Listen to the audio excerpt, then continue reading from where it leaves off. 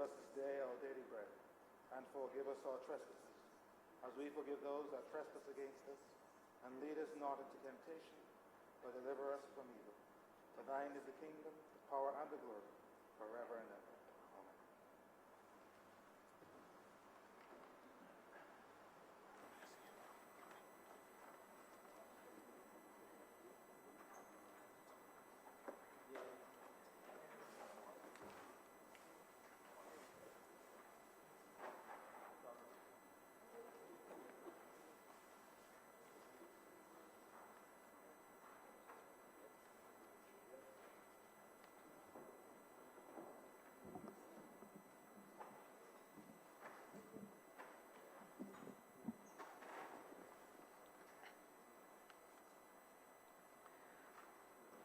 Minutes of the meeting held on Friday, November 22nd, 2019 to be deferred. Move that those minutes be deferred. Questions that the aforesaid minutes be deferred.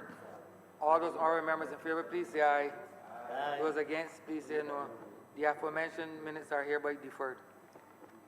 Announcements by Your Honor the Speaker.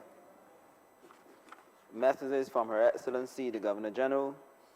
Petitions, papers, government notices. Mr. Speaker, I beg to give notice of the Caves Amendment Bill 2019. Private members' notices, notices of questions, reports from select committees, first readings of bills. Mr. Speaker, I beg to give notice of the first reading. Beg to move the first reading of the Caves Amendment Bill 2019. Questions that the aforementioned bill be read here first time. All those honorable members in favor, please say aye. Aye. Those against, please say no. Meeting the ayes have it. Congratulatory and/or obituary speeches, personal explanations, motions for leave of absence, oral replies to questions, notices of motions for the adjournment of the House on matters of urgent public importance, orders of the day.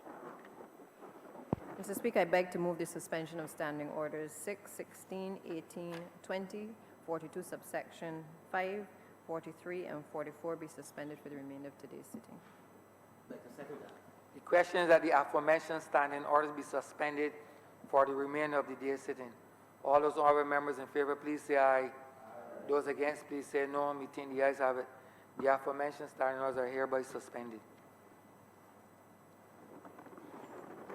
Government business, sir. Order number 8.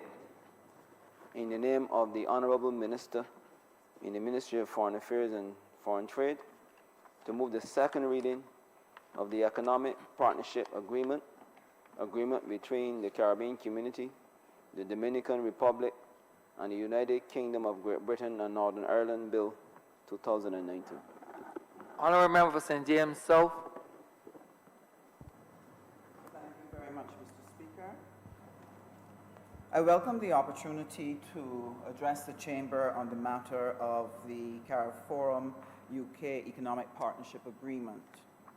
And I welcome the opportunity because it represents one of the many, many things that are happening across our world today that affects the lives of our citizens. And it's one of the things that presents to our government the opportunity and challenge as to how we're going to create a meaningful future for our people. What path are we going to craft for Barbados that we can build the type of trade, the type of jobs, the type of earnings that we need in order to be able to move our nation forward, our enterprises forward, our families forward. I just want to start with a little background to the CARIFORUM UK EPA. And CARIFORUM is just the CARICOM countries plus the Dominican Republic making up a grouping called the CARIFORUM, and we have entered into an agreement with the United Kingdom. And this all has to do with Brexit. Now, everyone knows about Brexit, that the UK is planning to leave the union that they have with the Europeans, because they want to chart their own path. However, at the moment, CARIFORUM countries have free access for their goods into the UK via the European Union EPA agreement. So it means that when the UK actually leaves that union, we would no longer have an agreement that will allow the goods from the CARIFORUM countries to be able to enter free of duty into the UK market.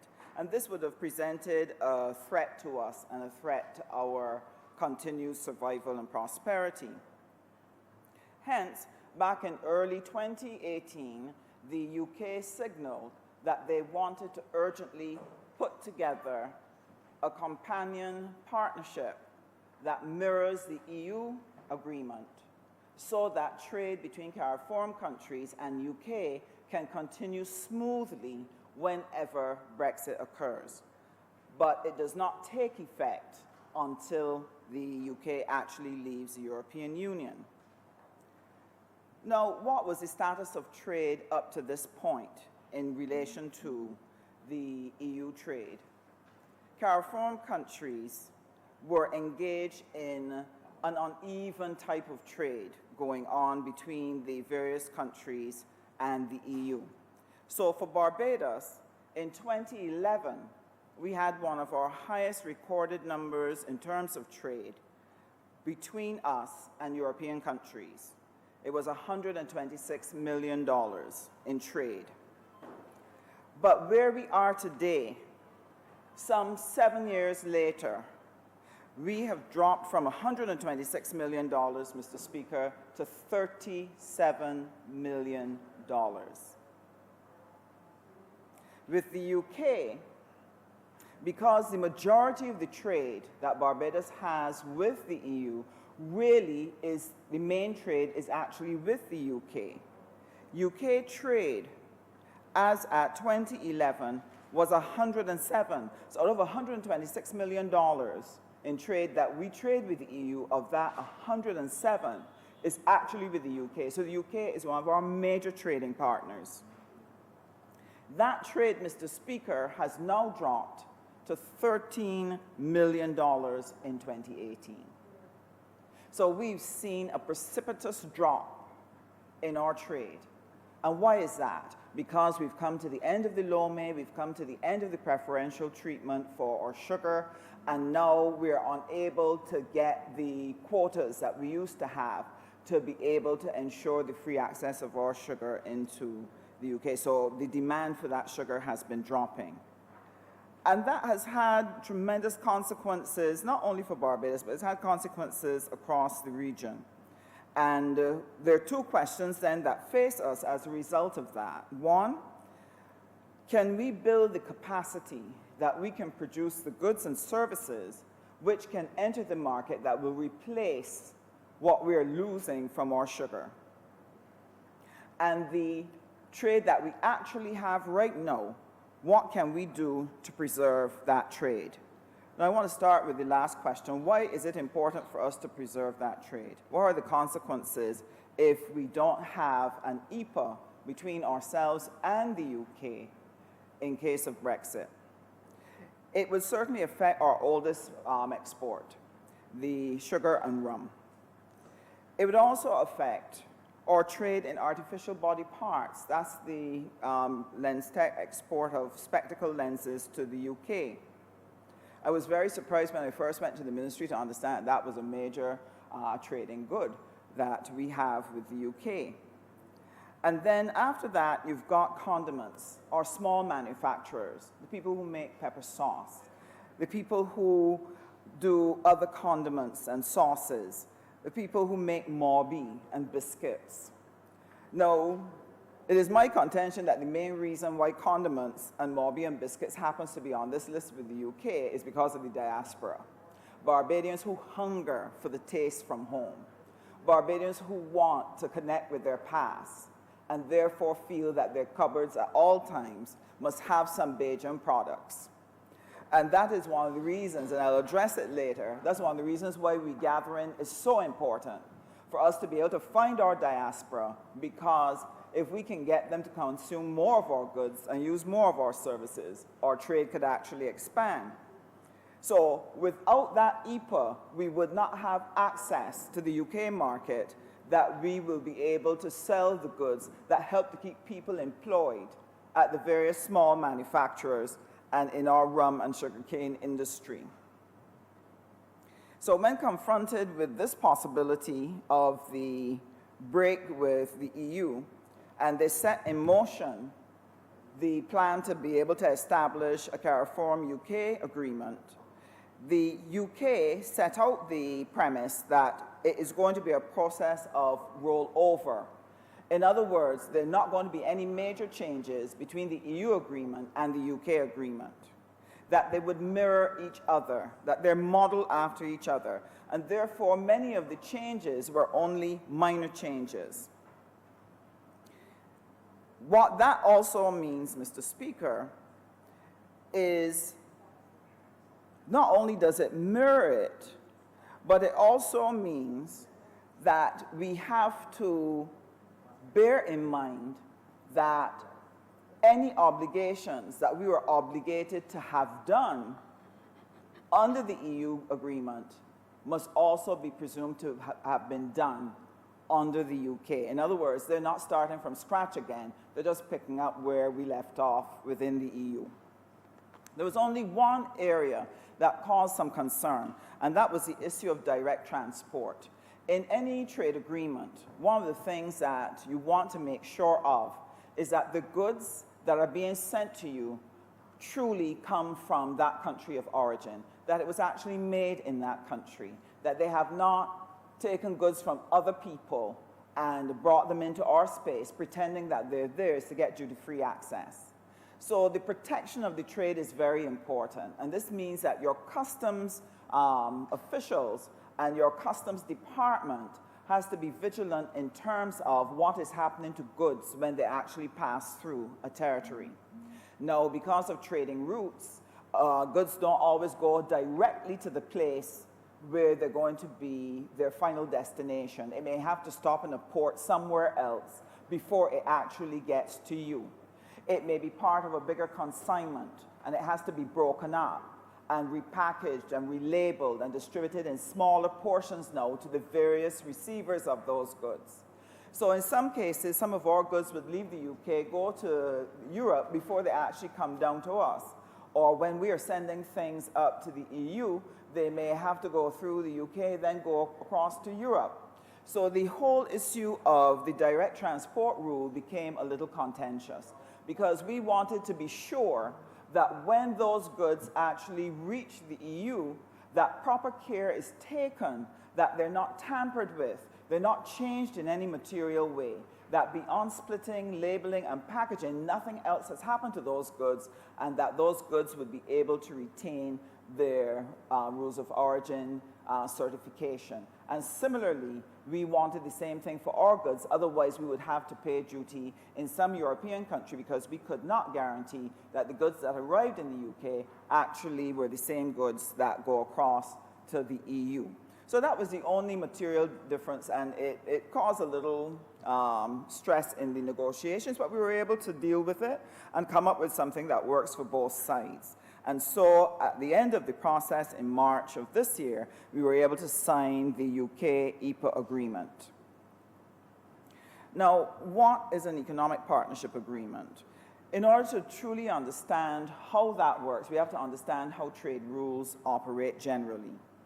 And at the moment, across the World Trade Organization is the body that governs trade across the world. Countries came together under the WTO and set up a set of rules to govern how trade would be conducted, to ensure that they were fair, to ensure it was consistent, to ensure that there was access, etc. And so under the WTO rules, there are two main rules that have to be taken into consideration. One, that goods, when they enter a market, that the goods from different countries, if they are the same product, if they come under the same tariff heading, they must have similar treatment. What does that mean? that if we're importing hams from Jamaica, you're not giving them a preferential tariff rate as opposed to a ham coming from the United States, that you have to give both the same treatment for the same product. The second rule in the WTO is this, that when goods actually come into your borders now, they must also be given national treatment. So a country cannot decide that it is going to put a duty or a tax or a fee or some regulation on imported goods that is not extended to the domestic goods that are of the same nature. So you can't favor your own domestic production above your foreign trade. And this is to be done across the world in all trade agreements. Now, there's only one departure from this, and that is where the WTO allows for an exception in which you're able to form a free trade agreement. But what was the impact of WTO rules on trade? In the past, small countries like ours in the OECS, CARICOM, and so on, we could use tariffs to help protect licensing, regulations, and so on, to help manage the flow of trade into our jurisdictions.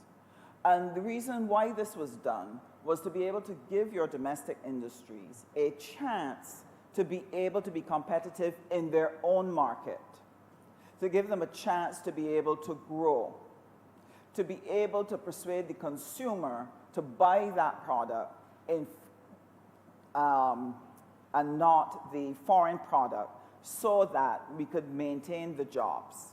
Because every time we use foreign goods, we're obviously helping another country keep their workers in work. It doesn't mean that we shouldn't do that. Trade is necessary because we cannot produce every single thing that we need. However, it is important that we give our domestic enterprises to grow. So with the advent of the WTO, it made it extremely difficult when those rules were put in place. The most favored nation, where you cannot discriminate between countries, and when the good is in your jurisdiction, national treatment, you cannot unfairly export good, the import good from your domestic good. Because of that, it changed the landscape across the region, and it actually destabilized quite a few countries. Because in Barbados, for example, we were able to pursue manufacturing in furniture. We were able to pursue manufacturing in uniforms.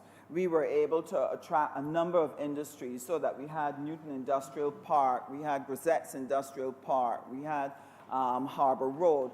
So many places in which a lot of businesses were doing manufacturing work that was able to provide jobs for our people and also provide us with foreign exchange earnings.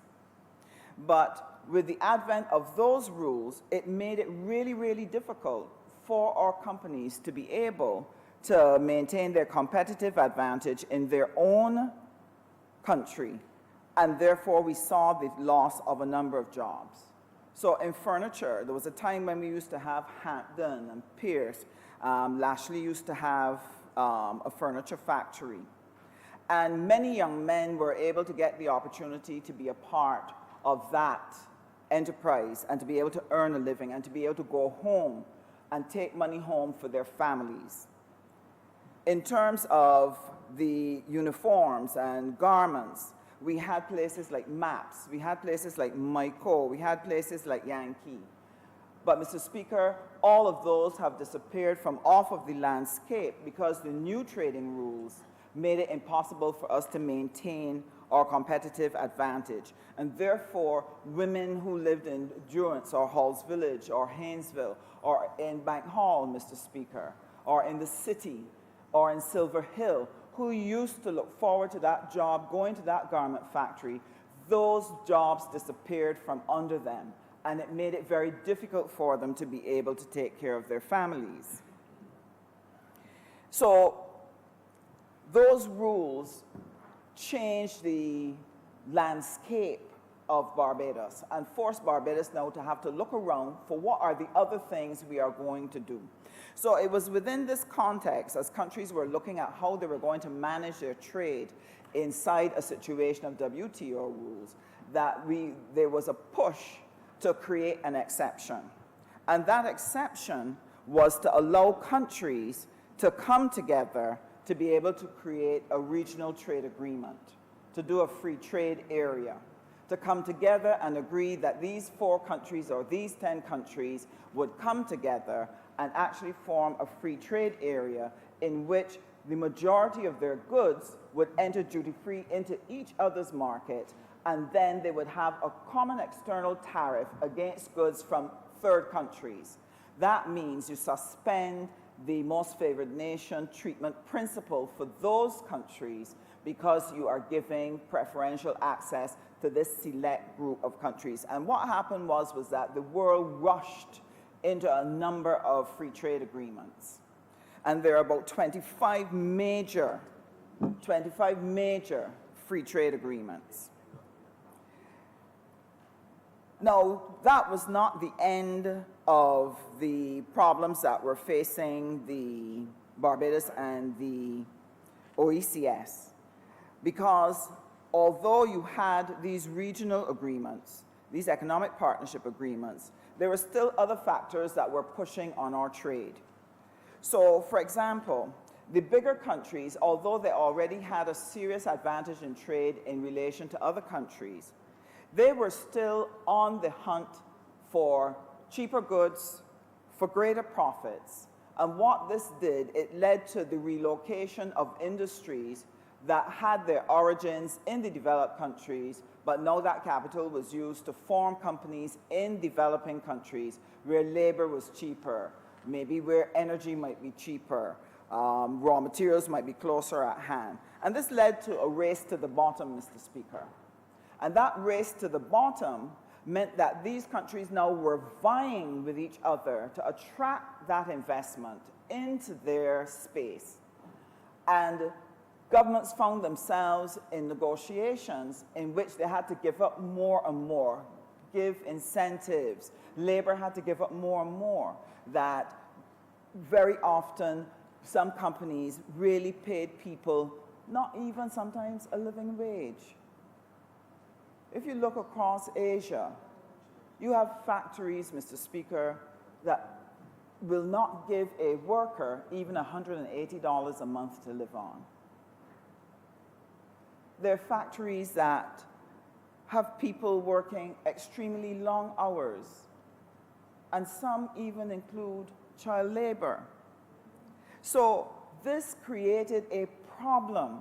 How would a Barbados and an OECS and a CARICOM, how were we going to try to find opportunities for our people where they could get decent jobs, where we could build foreign exchange, where we could grow our enterprises? And this is what made getting into an economic partnership agreement attractive to these countries.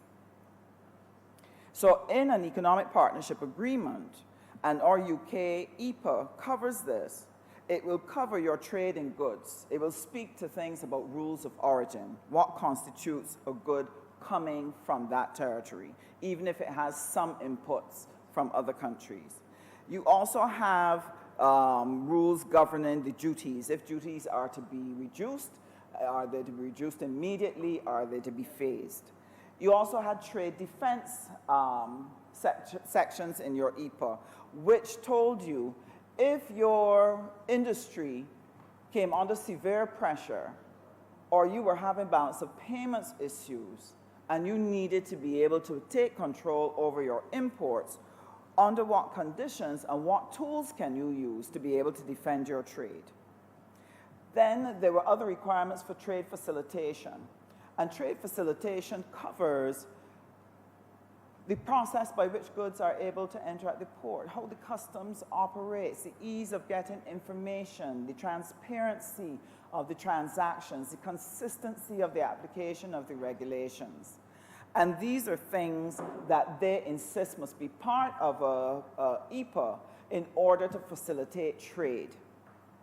And I'm very happy to say that Barbados has moved with some quick dispatch, that the Prime Minister has pulled together a team to be able to look at the ease of doing business in Barbados. They meet on a regular basis, and we have a series of items that a number of ministries have to put in place to ensure that we are able to comply with requirements for trade facilitation as is required by the WTO, as what will be required under the various EPAs, the EU, the UK, and to make sure that we are compliant with all of the things that they have required of us. It also covers technical barriers to trade, and it covers the sanitary and phytosanitary measures, which are to guarantee the health of a product meeting a particular standard. Now, technical barriers to trade and the sanitary and phytosanitary measures, Mr. Speaker, have been used very effectively by a number of countries to help block trade. So on one hand, they say, yes, we have a trade agreement. Yes, your goods could come free of duty, but it has to meet this specification, but it must do this, but it must do that. No, it can't come in if it does not meet that. So when one thinks that one has a nice wide open space in which to build trade, the truth is you actually have a minefield. So this presents a major challenge for us as to how we are going to be able to make effective use of our EPAs. And because the UK EPA and the European EPA mirror each other, if we look at our experiences under the EU EPA, you can see that there are some issues. They do a 5-year review on the EPA implementation and its performance, and to look to see what is the impact of an EPA. Have the parties within that EPA gained some sort of benefit? So a study was done on the period 2008 to 2018. And the report that was brought back as to the impact of the EPA on our countries, the report said improvements are very modest. Improvements are modest. In other words, the EPA as yet has not delivered as fulsomely as we would have liked it to perform. But why? One of the reasons, the EPA was signed between 2007 and 2008, and we would have had a change of government at that time. It was also at a time when the world went into a major financial crisis, which affected world trade, which affected the economic fortunes of countries across the world. So it was very difficult for them to separate out the impact of the world recession as to whether the EPA was really able to perform. But I did some research, and I noticed that in the CARIFORUM countries, the Dominican Republic was able to do reasonably well. I'm not saying they could not have done more if there had not been an economic crisis, but they certainly were able to command some trade that the rest of our partners in the region were unable to command.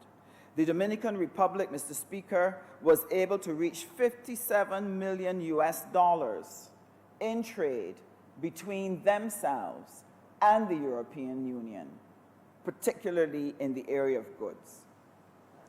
They were able to attract $1 billion in inward investment into the Dominican Republic. They were able, Mr. Speaker, to set up businesses in terms of the services sector. They were able to do business in terms of pharmaceuticals, in terms of aviation, in terms of education, alcoholic beverages, and other manufactured goods. They were able to attract some 20 companies into the Dominican Republic. So they were able to make good use of that EPA and convert it into trade opportunities for their country, convert it into jobs for their people, convert it into foreign exchange earnings. In CARICOM, we were not quite as fortunate as the Dominican Republic. And there are a number of reasons why we were not able to maximize the use of the EPA. So despite the very hard work that would have gone into the formation of the first EPA, we have not seen the benefit. I want to focus particularly on Barbados's performance under the EPA and what was necessary for us to benefit more. One of the things that the EU EPA recognized was that you had two unequal partners, that CARIFORUM countries and their enterprises in no way could match the giant companies that you find in the European Union. And they also recognized that if we were to immediately open our ports and open our trade to allow their goods to come in from day one, we would actually be swamped and our enterprises would actually collapse. So the agreement provided a 25-year grace period to allow the CARIFORUM countries the opportunity to do a number of things. One, they were given the opportunity to be able to build production capability that they could develop the goods and services that would be attractive in the European market, in the British market, that they would be able to establish the standards, that they'd be able to upgrade the operations of their enterprises so that they could meet the sanitary and phytosanitary standards that would be required of them. It was to give them space to be able to make the adjustment that they could take advantage of the trade opportunities under the EPA. It was also to give the governments and the economies an opportunity to adjust to the fact that if tariffs are removed from the goods coming from the EU, then you had to prepare yourself for the fact that government revenues are going to suffer. They would get less revenues from their tariffs. And therefore, the economy needed time to adjust and governments needed time to build up and find other ways to generate revenue to replace what would be lost under an EU agreement. So that 25-year window was important. So we signed the agreement, worked hard on it, got it ready for signing by 2007. And in January 2008, in comes the Democratic Labour Party onto the Barbados space. And for the next 10 years, for the next 10 years, absolutely nothing of consequence was done to utilize that space to make this nation ready for competition, to make our enterprises vibrant, to transition our labor, to understand what would be needed now to allow us to compete in the European market. Instead, the Democratic Labour Party, in an act of sheer political malpractice, ignored the future of this country and placed it in peril because they were taken up with a tax and thief frolic. They were taken up with giving contracts way above their value to people. They were taken up with filling every nook and cranny with people in jobs where there was no work. They were taken up with building buildings at exorbitant prices while ignoring the key things that were needed to be done in this country to keep it safe. Let me explain, Mr. Speaker, what is the problem of not building production capability within your 25-year window to allow you to fully meet the impact of imports coming from the European Union, or in this case, with this particular EPA, the UK. What is the impact of that for us? in the OECS has very limited production capability. Therefore, they don't have a lot of enterprises. So government makes its general revenue actually from the tariffs which they charge on goods. This is how they raise the revenue to be able to take care of their citizens. So when they join an economic partnership agreement in which they agree to remove tariffs from goods coming from their partners, it represents a sacrifice for them. Their hope is that, one, they would try to find ways to build production capability so that they too can enjoy the duty-free access. They hope that if there's growth in the region and growth in their own territories, that jobs will become available and that their people will be able to move freely to be able to go and get those jobs so that they can earn and send money back home to be able to take care of families, and this would help them to grow. They're hoping that by creating favorable conditions, they will attract foreign direct investment in tourism and financial services and in manufacturing and in other things that would allow them to grow. But if we come to a place, Mr. Speaker, where we come to the end of the tariffs and all of the goods from the EU and the UK are able to come into our space free of duty, and they have not built up production capability, and we have not built up production capability, this is what is going to happen. That the consumers in the OECS will shift to purchase the goods coming from the UK, coming from the EU, because the prices are lower. That happens, Mr. Speaker, right now in relation to chicken. In Antigua, they import a lot of chicken from the United States because it's cheaper. You can get a lovely tray of legs, maybe with 10, 15, $10. That same tray in Barbados won't reach that price. It'll be far in excess of $10. So the consumer in the OECS will switch and will take the goods that meet their pocket, as opposed to taking the regional goods, which would have been protected under the CARICOM Treaty, but are more expensive than what they can get from outside. What does that mean for Barbados? For Barbados, it means that we would lose a critical market in the OECS for the goods which we now produce. If you go to Guyana and you go into a supermarket, you can find Barbadian goods, you can find Rubisco products, you can find Morby, you can find all kinds of things in a Guyanese supermarket. You go to St. Lucia, you're going to see some of our goods. And therefore, if we were to lose that market, Barbados would suffer twice. Not only would we have goods flowing into our own market and disturbing our domestic enterprises, but their market in the OECS would actually disappear. So it would be difficult, Mr. Speaker, for our manufacturing sector to actually survive under the flood of UK and EU goods. What would that mean?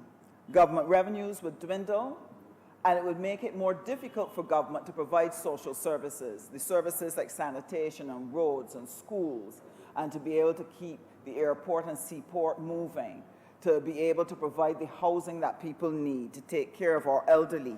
That money would be under challenge.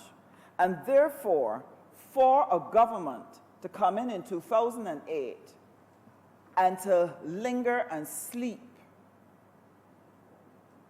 to be recalcitrant in the execution of their duty, to look at what is needed to be able to make Barbados prosper under an EPA, and to waste 10 years of our time, is an act of political malpractice.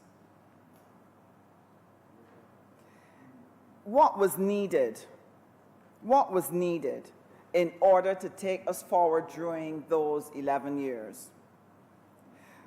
First, it was absolutely necessary that if we were going to build strong enterprises that could match or compete in the European market, those businesses would have to grow, and expand, where would they be able to grow? Not in their domestic space. The domestic space is too small. You cannot grow big businesses with 300,000 people buying from you. You need more than 300,000 people to make a viable business. This is why CSME was important to us. CSME absolutely must work for the survival of not only Barbados, but the rest of the Caribbean, so that we can be a viable trading partner in the World Trading Games. But what happened to CSME under the Democratic Labour Party? Now, Mr. Speaker, it has to be understood that Barbados is the lead country over CSME, one of the most important organs in CARICOM, the organ that has the opportunity to deliver more benefit to the citizens of CARICOM than probably any of the other bodies that we have. CSME, Single Market and Economy. When the Democratic Labour Party came into office, Mr. Speaker, the first thing that was put out into the CARICOM atmosphere was ever so welcome, wait for a call, an act of economic suicide. Mr. Speaker, I could not believe my ears. I could not believe that a government could get into the practice, get into the position where they believe that the major thing in our relationship with CARICOM is that you don't want people coming here. That this was a big threat to us.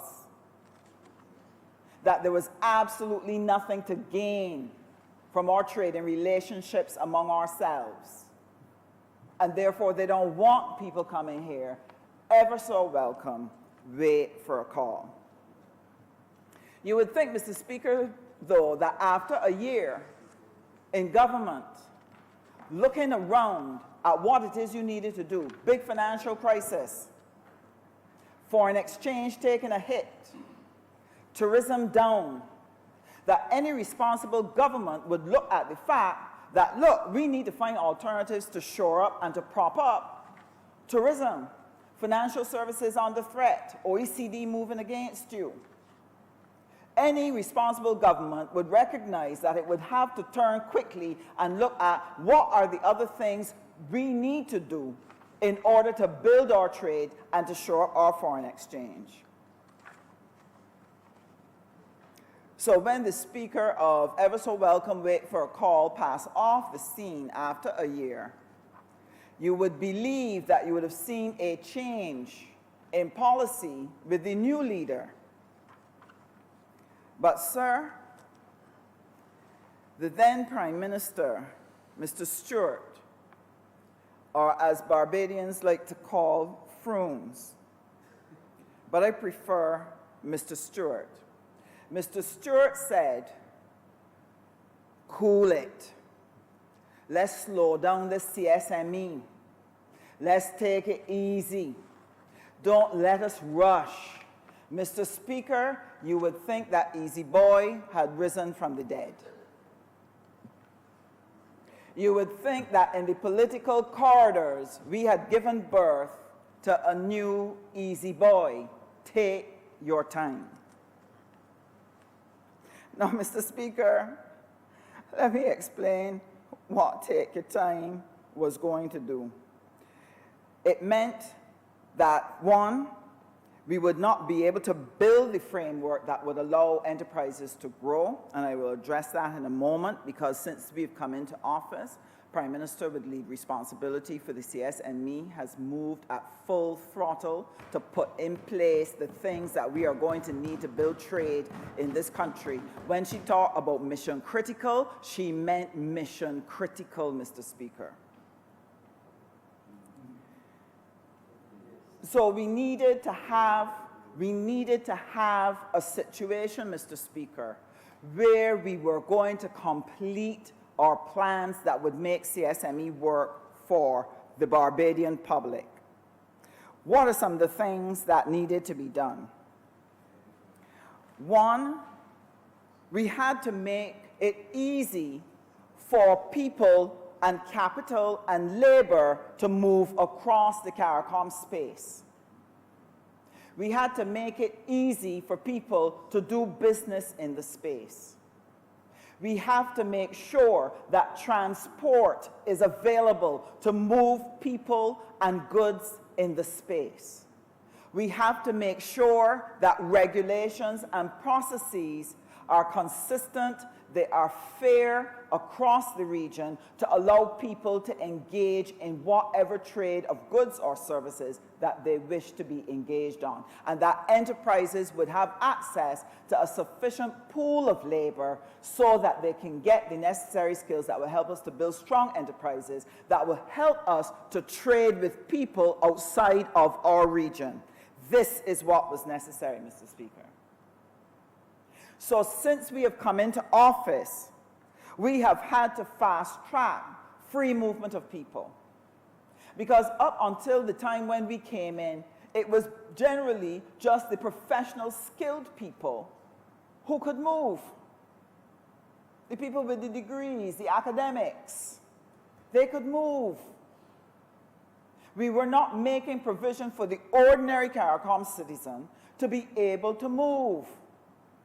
And so the first order of business was to complete the work of free movement that would allow artisans to move. Mr. Speaker, that means the electricians down in Haynesville.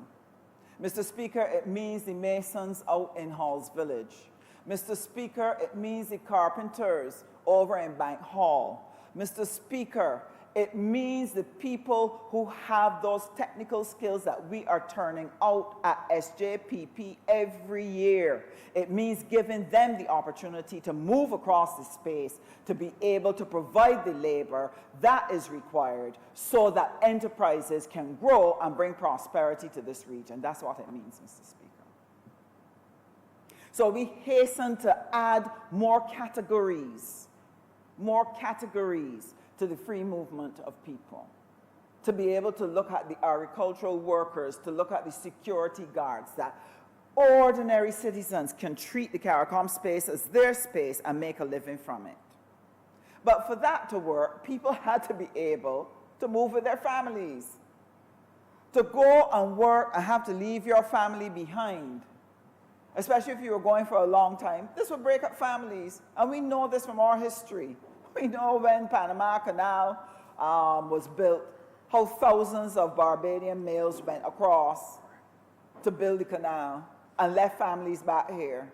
And in 2 turnarounds, they started new families out there because they weren't able to take the families from here there. So they started a second one, Mr. Speaker. Broke up families. So we don't want to make that mistake. People must now have contingent rights where their partners, their spouses, their children, their dependents have the opportunity to be able to move with that skilled national so that they can make another place in CARICOM their adopted home, so that CARICOM becomes one people with one space, one destiny, therefore one prosperity, Mr. Speaker. This is important to us. And the Barbados Labour Party move with alacrity on these matters, and under the leadership of our Prime Minister, contingent rights, and believe me, it was contentious, but contingent rights were able to be secured.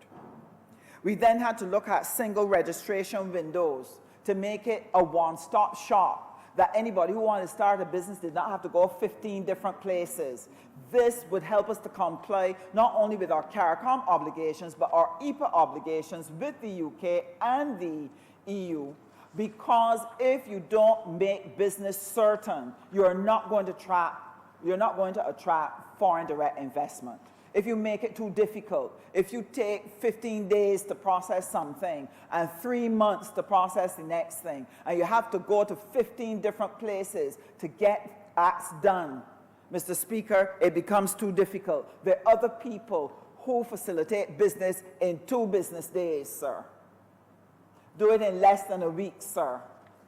So we can't be taking 3 and 4 weeks to do what other people are doing in a couple of days. There are some places, Mr. Speaker, you can get it done in a couple of hours because they effectively use IT technology to assist them to be able to enable businesses to operate in their space. And that is the hard work, Mr. Speaker, that the Ministry of Innovation, Science and Technology, the Ministry of Finance, the Ministry of Economic Affairs, they are working on all of those matters to make it easy for people to do business, that we can attract investment from the EU, from the UK, and from CARICOM, and from any other place in the world, because we are dealing with making it easy to do business. All that is what we have done, Mr. Speaker, in about 18 months. Hard work. Hard work. Financing is another thing, sir, that would have been needed. If we are going to take advantage of the 25-year grace period, build enterprises, they have to be able to access capital. One of the unfortunate things is that many of us in here, I don't see the exceptionally moneyed ones, but most of us didn't get a lot of money from parents. All of us come off the plantation, sir. We were working in the yard, sir. We came out from the plantation yard and we're in our little chattel houses in the villages, Mr. Speaker. We ain't had no money. We ain't had no savings. We ain't had no property to pass to anybody. We didn't have any shares. So in that situation, and you're trying to build your domestic enterprises, what are you going to do? You have to find financing. Now, when we left office in 2007, we left an enterprise growth fund. We left a fund access, Mr. Speaker. Under the enterprise growth fund, they had about 5 different funds to do all kinds of things. It was agriculture, it was innovation, it was small business, it was tourism, you name it, there were funds there. And we kept those funds replenished so that our people, ordinary Barbadians that came from off of the plantation, could get some finance to start some businesses, that we could grow our domestic enterprise strength, that we could trade, Mr. Speaker. That was the legacy that we left 2008. In 10 years, Mr. Speaker, they almost killed the Enterprise Growth Fund. Couldn't get replenishment. They hardly were able to do any loans of any kind. We were not able to do any investments. Mr. Speaker, Enterprise Growth Fund was treading water for 10 years. Fund access, and my colleague from St. George South, I know, will speak to what the Ministry of Commerce is doing to help form new enterprises in this country. What are our plans? What we've already done, Mr. Speaker.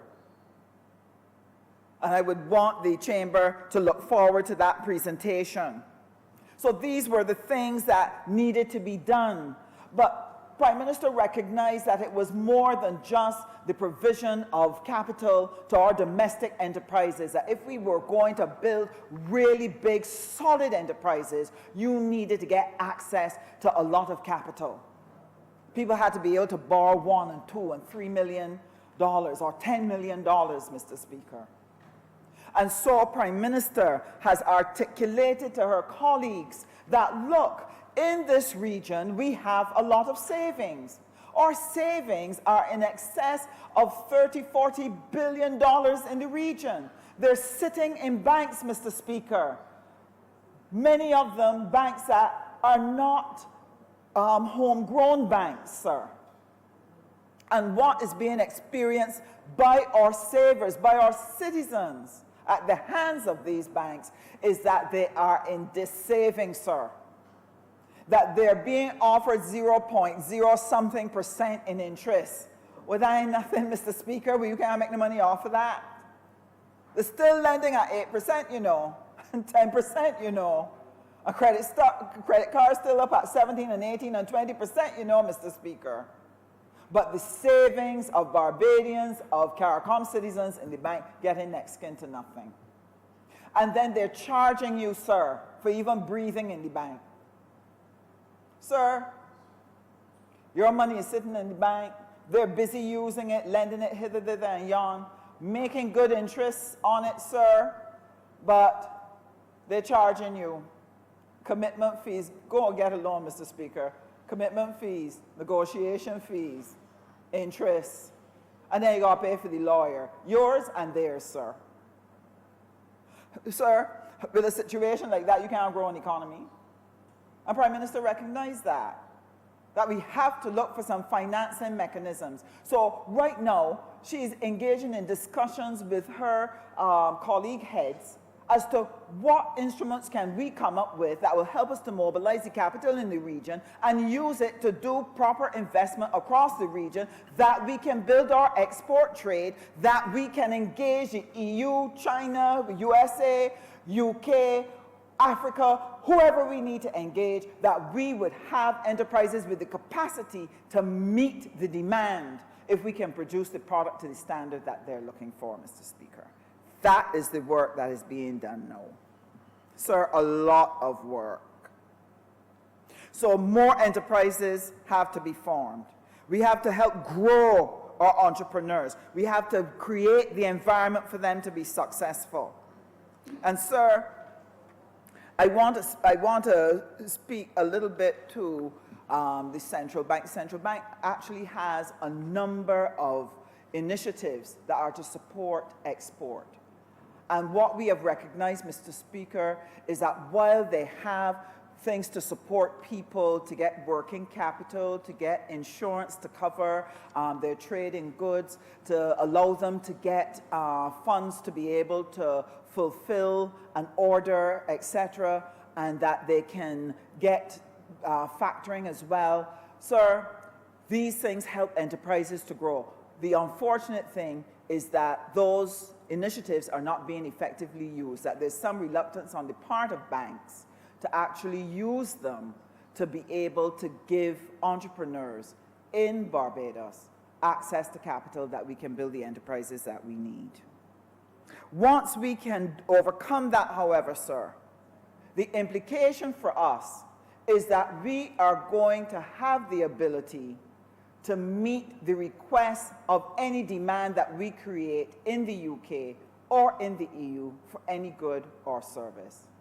One of the challenges that our missions in UK share with us is they work hard, Mr. Speaker, to find potential buyers for Barbadian goods. So they may interest a supermarket chain, they may interest a hotel chain, or some business that needs our product. They take the samples, the entrepreneur goes, they present the samples, they use the samples, say, this is good stuff, we want some. Can you ship 20 containers to me in a week? Dog dead. Why? Well, we have good products, we do not have the capacity to meet the demand if we stir it up. So this is something that has to change. So, for example, the Caribbean Export Development Agency reported in 2018 that Caribbean condiments from across CARICOM, we were able to sell $8 million in condiments to the UK, to the EU, because there is a demand for the product, sir. What are we going to do to help them to be able to build capacity to get to 20 million, 30 million, 50 million? That's the question that we have to answer. How are we going to enable them to play in the big space? So we have a lot of work to do, a lot of catching up based on the poor performance of the Democratic Labour Party in actually doing what it needed to do to build production capability. And what would that production capability, what would that have meant for the ordinary citizen? Mr. Speaker, if you build big enterprises, they're going to need HR managers. They're going to need operations managers. they're going to need a pool of technical skills. They're going to need accounting services. They're going to need people to work on the line. They're going to need maintenance people. They're going to need IT people. When you build out your enterprises, then your students from the university, your students from SJPP, all of them now are able to get the opportunity to get a job in Barbados, to live home. That's what they want to do. But when you fail to build enterprises over 10 years, and every year you have 4,000 children coming out from our educational institutions, 2,800 from UE alone, and they butt and bout every day, every week, every month, can't get a job, still have to live home, have a first degree, have a second degree. Some even went as far to get their doctorate to see if it would help them to get a job, but there were no jobs. Why? Because we have not built enterprises, Mr. Speaker. So we've disappointed those children. We've disillusioned them, Mr. Speaker.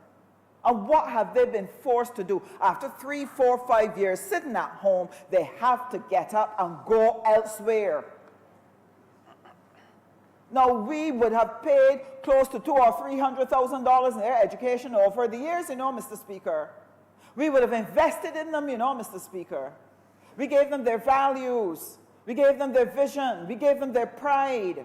We built their confidence and their self-esteem, hoping that we could have converted that into good social and economic development for Barbados, but those young people were forced to go overseas because we did not build the enterprises that will help us to take advantage of a European EPA. And if the Democratic Labour Party was still in office, the UK EPA would go the same way too. But I'm happy to let the country know, I'm happy to let this chamber know, the DLP is not here, the BLP is here, and we are here with a plan. We are here with a plan, Mr. Speaker.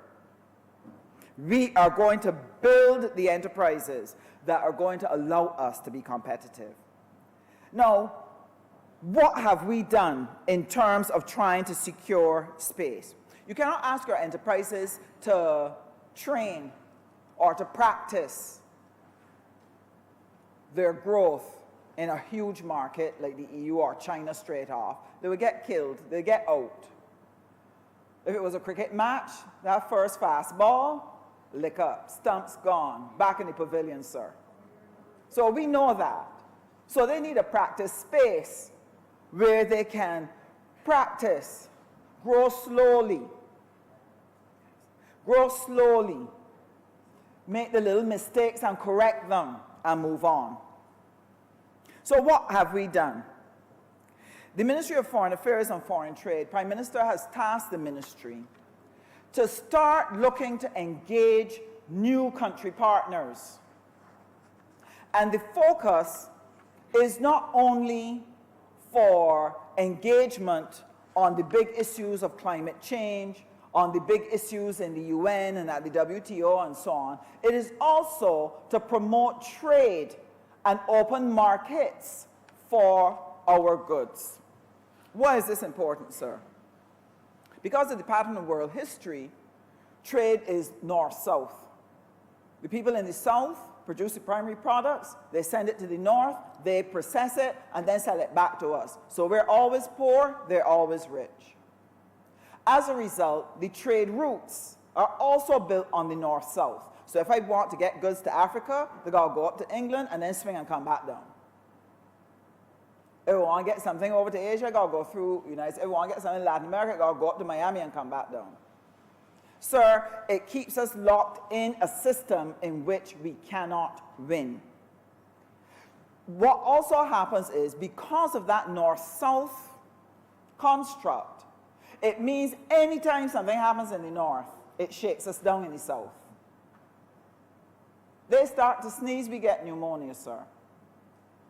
So one of the strategies that the CARICOM members have been looking, and in particular driven by our Prime Minister, has been, let us look at South-South cooperation. Let us identify other people in the South. They're buying goods and services from people in the North. Why can they not buy from us?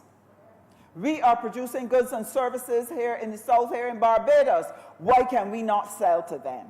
Hence, you would see a heightened activity in the Ministry of Foreign Affairs and Foreign Trade to get out and start to build the political relations, to build the political alliances, to create the trade agreements, to create memoranda of understanding, so that we can start the promotion of business and trade, so that Foreign Affairs and Foreign Trade has an even greater business leaning at this moment, sir. And it's working us very hard. We believe that if we are able to build up that South-South, we are going to be able to stabilize ourselves when there's a world crisis. If there's a world crisis, you would not be as shaken because you don't have all your eggs in one basket, but rather you're spread out across the world, and we'll be better able to withstand impacts and shocks to the system. You won't eliminate them totally, but you would not be cat-spraddled in the way we were cat-spraddled, sir, back in 2008, 2009. Thank you. So what are some of the things, sir, that we have done in the Ministry of Foreign Affairs and Foreign Trade? Prime Minister identified some priority countries in CARICOM. She said, deepen trade with the OECS. Deepen that. We already have a good trade. Let us deepen it. She said, bring Guyana online. Bring Suriname online. Let's look at Panama. Panama is technically outside of CARICOM, but is a country that we have an affinity with because of the past history, and we recognize a willingness on their part to be able to engage. There are other territories within Latin America that have been engaging us, and we are willing to do business with them. But CSME must provide us with a strong base so that we are able to build strength and encourage prosperity across the region. The prosperity of every CARICOM member, every CARIFORUM member is prosperity for us. Because if they grow, if they get jobs, they have money to spend, then our goods and services will have a place in their space. So what was done? In Suriname, Prime Minister established a special envoy to go down. She brokered the Brokopondo Agreement. We developed all the elements that must go into that.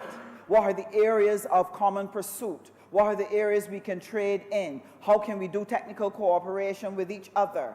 Let us establish a joint commission where the officials can sit down and hammer out what are the 3, 4, 5 things that we can do together that would redound to the benefit of the Surinamese and the Barbadians. And sir, that took place just a few weeks ago, right here in Barbados. The Surinamese came down and we had a wonderful joint commission. They agreed on a number of actions, and sir, things are on the road. Right now, our special envoy will be going back, or is back right now in Suriname, helping to move things forward. We have our former Chief Agricultural Officer, and I hope that my fellow colleague minister from St. Philip will speak to the role of agriculture and food security and trade, sir.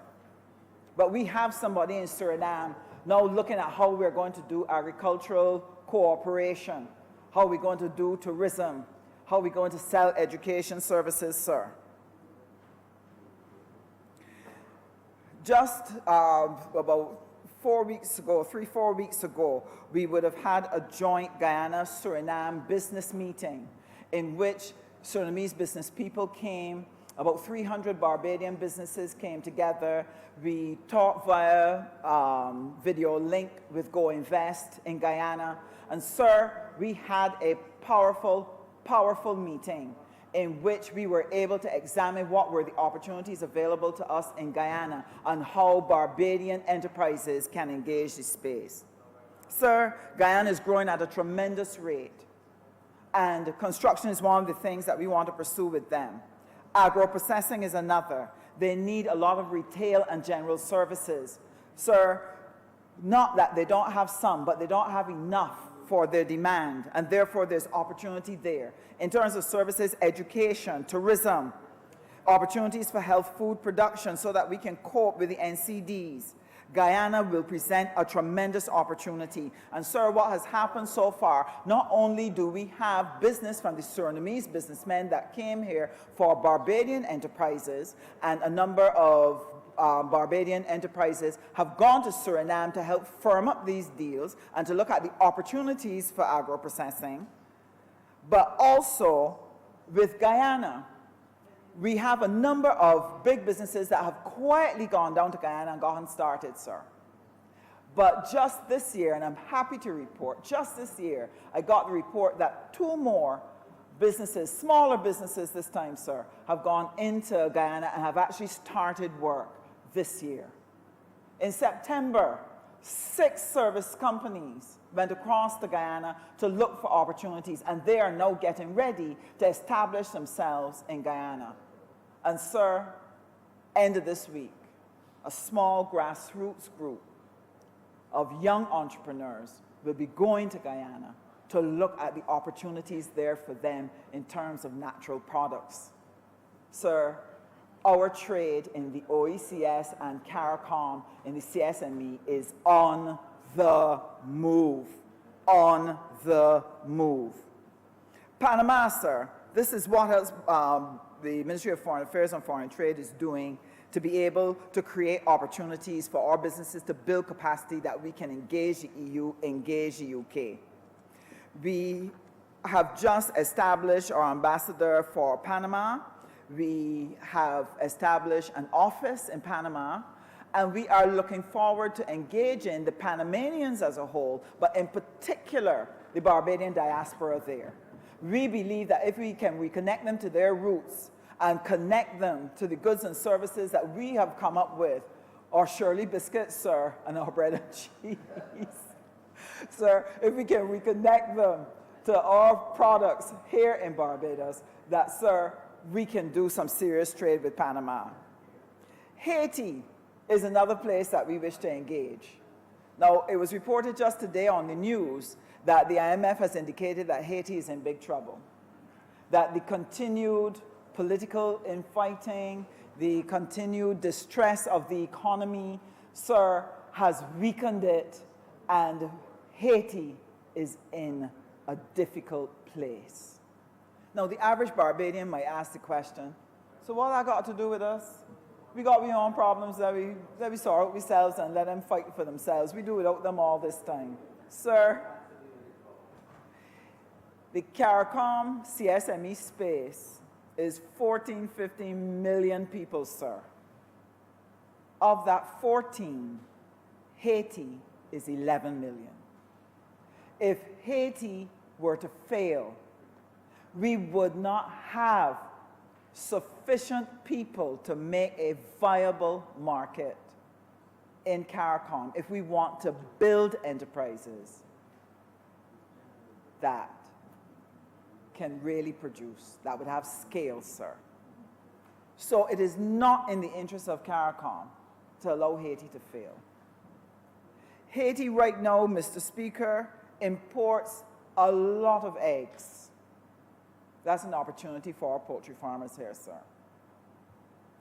Haiti needs lots of goods and services. Those are opportunities for us, sir. So we have to be engaged with Haiti, and we have to be engaged in their future. We have to be engaged in their prosperity. Now, Barbados has set its sights, if we're going to build productive capability that would allow us to take advantage of our economic partnership agreements, we have to go outside of CARICOM and the region too, sir. So you will see that the Ministry of Foreign Affairs and Foreign Trade, under the guidance of the Prime Minister, Mia Moore-Motley, that we have to engage Africa with quick dispatch. And sir, we had 2 wonderful visits from the heads of government here in Barbados, Ghana and Kenya, signaling that Africa, signaling that Ghana and Kenya are interested in Barbados, interested in CARICOM, see it as an important part of their own strategy for how they're going to engage the world. Seeing Barbados as a potential gateway into not only CARICOM, but Latin America, sir. But what can we do with Ghana? And I just want to share this so that you can see how, if we are strategic, sir, we can build capacity to enable us to engage the big players. Ghana right now, sir, imports 153,000 tons of chicken. 153,000 tons of chicken. A lot of that, sir, they import from the EU. A lot of that, sir, they import from the United States. A lot of that, sir, they import from Brazil. The fact that they can pull chicken from as far as the United States, as far as Brazil, and Barbados is closer to them, sir, it says that it is not impossible for Barbados to participate in exporting to Ghana. We just have to solve capacity, SPS, and transport. That's what we have to solve, sir. Just imagine, and I know, Mr. Speaker, that the honorable member to my right, the honorable member for St. Philip South, dreams about exporting chicken to Ghana. And so how are we going to go about it? I want to show the link between fulfilling Africa's need and how you have to use the CSME to make it happen. Now, Barbados is 166 square miles. You need a lot of space even to produce 53,000 tons of chicken in a year. Where are you going to find the land space to be able to do that? Sir, you're going to find it in Guyana, you're going to find it in Suriname. Barbados now has to look at how are we going to capitalize our poultry producers, our poultry farmers who are interested in going to the next level to do commercial farming. That is why discussions are going on with Suriname about access to land for Barbadian farmers. Not only to do chicken, but black-belly sheep too, sir. If we can identify enough space that would allow Barbadian capital and Barbadian entrepreneurs to be able to set up poultry enterprises in Guyana, in Suriname, then we stand a good chance of being able to engage the Ghanaian market to be able to get even 53,000 tons of that chicken. We don't want the whole hog, sir. We just want some. But what would that mean? You need to have enough chickens to do that. And you got to have a massive amount of feed, sir. And you don't want to go having to import that. This is where another opportunity emerges. You then look at your agricultural engagement with Guyana and Suriname and say, look, we need you to produce the ingredients that we can make the feed that we are going to use for raising these chickens and making sure that it reaches the correct health standards that allows the chickens to gain the weight. That's what we can do. That's how CSME, building enterprise in CSME, will help us engage a large market, and that is how we're going to engage the EU. Imagine if we were able to do that. We would then become a viable competitor with the EU for space in the Ghanaian market in relation to chicken, sir. But what else can we do? Kenya is interested in a number of things with us, and shortly there will be a delegation going down to Kenya to explore. Kenya has been very assertive and very proactive in the relationship with us. They've sent a couple of delegations here that have engaged in firm discussions looking at specific initiatives that we can engage in. And one of the things that we're doing when we go to Kenya, sir, is to explore and further those discussions to develop something concrete that we can use. So we have to use the CSME space to build out our enterprises, sir, that they can engage the big players like the EU and the UK. Because if we can build capacity, we can trade in goods and services. The other thing that is going to be important, sir, is production, integration, and rationalization. And what that means, sir, is in the region, if the region is going to work to help us build capacity that we can engage large players and engage large markets like the EU and the UK and hold our domestic market at the same time, then it's necessary to rationalize our production capability. Right now, sir, we have a problem where 88% of everything that this region uses is imported from outside of the region. 88%. We only trade with each other 12% of our goods, although we have a CARICOM treaty. In the EPAs, when they assess how much trade partners create among themselves within their EPA agreement versus the rest of the world, CARICOM has the smallest percentage. The smallest, sir. Everybody else is doing 40%, 60%, making good use of their trade space in an EPA. We have not been doing that. And sir, we have made the matter worse. The few goods that we trade with each other, sir, we're busy duplicating the same production capability all over the place. We selling beer, we selling Banks beer, somebody selling Hyroon, the next body selling Red Stripe. Sir, beers competing, paint competing, toilet paper competing, pasta competing. Sir, when I go to a quota to represent Barbados, we are struggling to give protection to these domestic industries, not from the outside alone, but from competition within the region too, sir. So it is important, one of the things that has to happen is that we have to bring the private sector of the regions together and be able to sit down and discuss how are we going to build a sensible production program that would give each enterprise a fighting chance to build sufficient market space.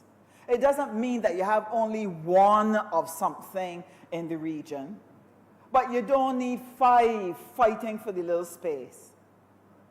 If you have 2, move to another product, sir. And that is going to be a heavy lift in the region, but it has to be done. One of the ways in which we can turn from trying to reproduce what everybody else is doing is to look at the opportunities that are open before us as CSME. Sir, I already spoke about the fact that we could look at poultry, we could look at pig farming too as something that we can do to raise money and how we would use the space to make that happen. But sir, I have another thing that's close to my heart that I'm trusting that the honorable member from the city will speak to, sir. If we are going to be able to build productive capability, we have got to grapple with NCDs, sir. NCDs are lowering the productivity of the country, and I'm trusting that the honorable member will speak to that today to help people to understand that we have got to change our diets, we've got to change our habits. I'm trusting and hoping, sir. You need to know that we've got to combat NCDs. But sir, my view is, it is not just that you are looking to produce, it's not just that you're looking to battle the NCDs, changing diet and doing exercise. You have to facilitate it. And how are you going to facilitate it, sir? You have to produce healthy foods and get the population using them. And I see a trade opportunity in that. I see in agriculture, we can look at the high production of sweet potato, cassava, yams, all of the vegetables, fruits. And sir, we need our food technologists now to look at those foods and say, how can we develop a set of foods that would be attractive to our young people who have cultivated a taste for macaroni pie, cultivated a taste for cheesies and corn curls.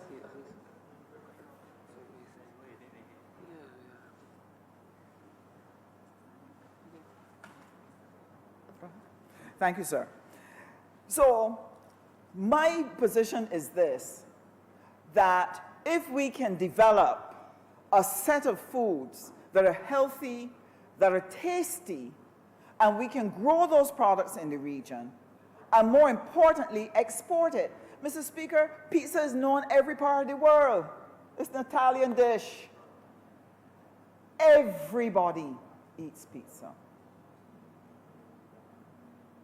We have to look within our cuisine, sir, and identify something that we can offer to the world. And because the world is now looking for our health trend, sir, I believe that that is an opportunity for us to increase trade and to use the CSME space to produce it and export it and make a name for ourselves and make a mark and create a healthy CARICOM space, sir. I believe that. I dream about that too. And so does the Honourable Member for St. Philip South. Sir, one of the things that will be new on the horizon, you know, the world goes through trade trends. When certain sectors become really big and really important, we've gone through the IT, we've gone through a whole set of iterations of economic growth using different things. The big one on the horizon are the climate change industries. What has gone on this year across the world? Flooding, droughts, fires, extreme climatic conditions. Today, the Americans are looking forward to Thanksgiving. And already they have very heavy winter conditions that they say are unseasonal. Sir, the world is recognizing, and there's a powerful drive to force the world's population to recognize that climate change is a real threat to everybody, and all of us have to pull together to change. Pardon me, to change what we're doing, to change how we manufacture things, to change how we dispose of things. We've got to completely redo our entire world system in terms of how we do things so that we are climate friendly, we are environmentally friendly, we safeguard the quality of our water, we safeguard ourselves against extreme weather conditions, we build climate resilience, sir, and that we take care of the quality of our air. And an assessment was made, it was carried on the BBC, sir, where it is estimated that it would take the world $30 trillion per annum to completely change everything across the world that is currently affecting us in climate change. $30 trillion. When I heard that number, sir, I gave a gasp because I was wondering where we were going to get $30 trillion from. But the report went on to say that were we to invest $30 trillion, the gross domestic product of the world would grow by $143 trillion. Sir, those are numbers that I now have to get accustomed to and to understand. I was wondering if it was a joke. If it wasn't the BBC, I would have said fake news. Fake news. And you have different people doing assessments. But one thing is clear. When you sit and you do the economics of it, the investment in creating climate-friendly behaviors and products in the world, climate-friendly systems in the world, it is going to create a set of industries, sir. It is going to release a new wave of innovation and a new wave of investment, and will generate significant prosperity and better health for the people of the world.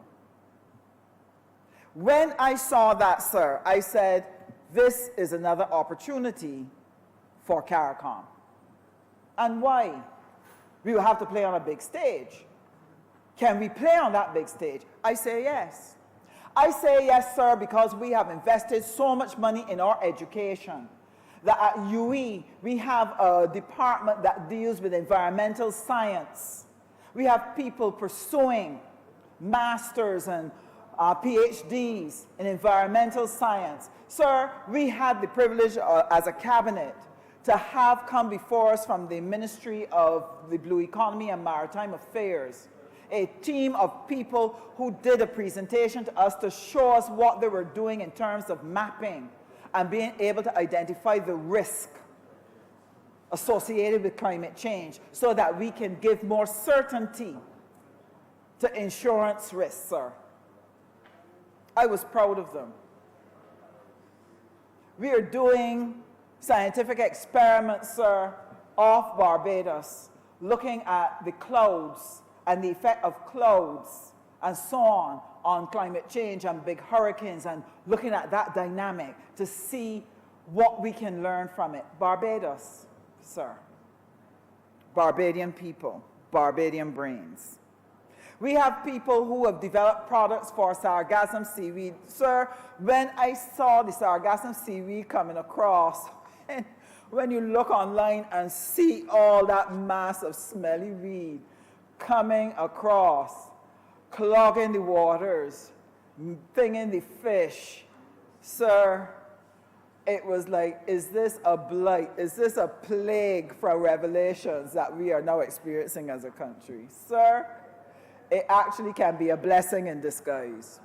Because from the sargassum seaweed, there are things that you can produce. Sir, the point I'm making is that in the region, we can sit down and look at a set of potential industries that we can do production rationalization that will allow us to trade in the EU and in the UK and do well.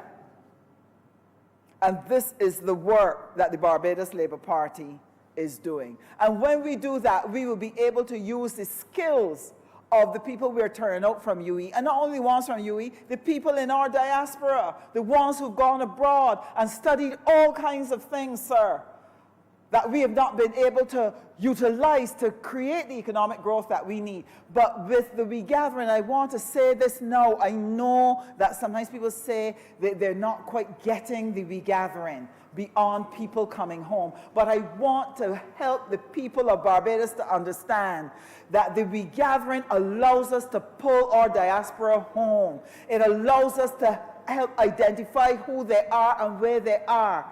But then what we need is an asset registry that we can see what are the skills and resources they represent and how we can utilize them and unfold them into our economic strategy to build out our strength in trade, in products and services, sir.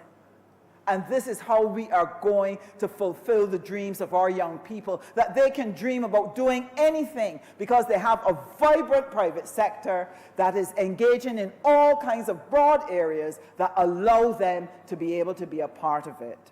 This, sir, is what the Barbados Labour Party is doing for the people, and those are the opportunities that the EPA represents for us to be able to get involved in having a market to sell those goods and services. There's another area too, sir, that if we are going to take advantage of the EPA, that we need to engage in terms of building out trade. And sir, that is looking at the development of value chains. As I said earlier, the pattern and the history behind trade was that the South produced the raw materials, the North did the production, they got the value added, and then they sold it back to us. They pay a coffee farmer in Colombia 10 cents a pound, sir, for his coffee beans that he has to take the time to grow, pick, get it to market, and then they sell the coffee at $15 a pound. And all the people in the chain make money except that coffee bean farmer. He could barely pay his family, take care of his family on 10 cents a pound for his coffee beans. And that happened to us with sugar, happens in Grenada with nutmeg, happened to us with bananas, it happens, sir. It's just the history. So one of the things that developing countries are looking at, how can we get further down the chain? Yes, if we produce them, can we go the next step to processing them so that we're selling a finished good or a nearly finished good that we can actually earn more from our labor? So traditionally, this is how we would insert ourselves into a value chain. For example, if you take cars, sir, sometimes if you don't understand how trade works, and you go put in a ban on Japanese cars or Chinese cars or something, sir, you may not recognize that the doors and the bearings and they don't have gearboxes now, but you know what I mean. The engine, the transmission, thank you, sir. That those things might have been made in the USA, something made in Korea, something made in England, and something made in Chile. That a car no longer has one home, but rather it is made up of many parts from many countries. And so one of the things that we can do, and this is a traditional way of dealing with the value chain, is that we find some item on the car to produce and build a whole industry in it and supply all the car manufacturers with this one little product, even if it's just the button that turns down the window. So that is one way of doing it. What's happening, for example, in Grenada, how they're looking at their value chain development. They grow cocoa, so they've decided that rather than just selling the raw cocoa, they're actually going to make chocolate products. And they're actually doing quite a neat little job of it because the chocolate is quite high quality and it just needs market. And this is where getting entrance into the UK and to the EU would be important for them. So what can we do here in Barbados? We've been trying with the Sea Island cotton to see if we can go down the value chain and actually produce the actual garments and so on. And no doubt, if we have any news on that, that will come at some point in time later. But I want to suggest that we have to get creative. The problem with the value chain is how do you get people to buy what it is you're producing? Now, sir, I was looking at the statistics for our imports. And because we were looking at if we have to cut tariffs in the EU and UK EPA, which we are obligated to do, that we have to bring them down, what are some of the goods that we could find another way to maybe increase a tariff or that we could produce, or what can we do to limit the loss of revenue coming from the fact that we have to reduce the tariff? So in looking at the stats, sir, I noticed something interesting. Remember I told you that CARICOM exports $8 million US in condiments and sauces to the EU. But I discovered that Barbados itself imports over $20 million worth of sauces and condiments into Barbados. And I was there saying to myself, no, why do we need so many sauces? So many condiments. And then I remembered the tourism industry, sir, that they're able to bring in their products duty-free, and they import a high number of sauces and so on into the country for use with their restaurants, sir. So when I was looking at it, I said to myself, but you know, people are looking for, tourists are looking for a real experience. They want to eat the local foods as well. what is the potentiality for us being able to develop a series of sauces and condiments that we could look to get into the hotel tourism stream and seek to get abroad with that same stream into other hotel chains. So I remembered something that happened to me a few years back. We were doing a session down at a major hotel on the West Coast. And I remember at the lunch break, when they served lunch, they served these grilled potatoes. And expecting the usual bland taste with maybe a little something on it, I tasted this exciting flavor in my mouth. I said, "Chef, what is this?" He says, "That's lemon pepper." Now, Barbadians generally don't use lemon pepper. I've seen it. I've looked at it, but was never interested in it. Wasn't curious about how lemon pepper would taste. But having tasted it on those potatoes, sir, let me tell you, I started buying lemon pepper. It is always in my house now. If people are going to use our sauces and condiments, they have to taste them.